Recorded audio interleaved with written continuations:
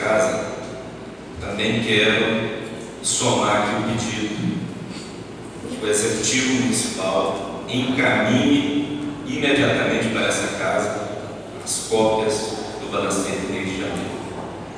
E, novo vereador, eu acabei de acessar aqui a internet, no site da Prefeitura, e as contas do mês de janeiro não está postada no portal da Transparência. E essa postagem no portal da Transparência é uma imposição legal que vale para todos os municípios que tenham mais de 10 mil habitantes.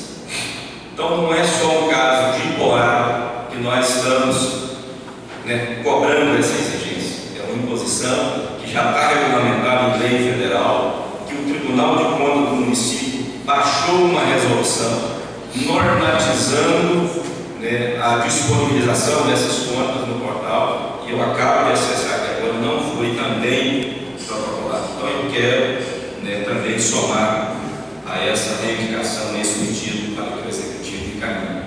E quanto também à falta do material, eu também fui procurado por uma professora de uma escola da rede municipal, dizendo que na escola não tinha giz para escrever no quadro.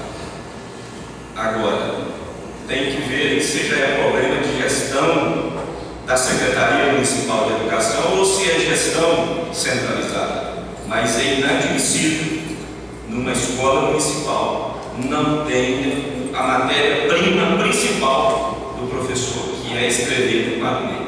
E olha que uma caixa de giz é R$2, R$3.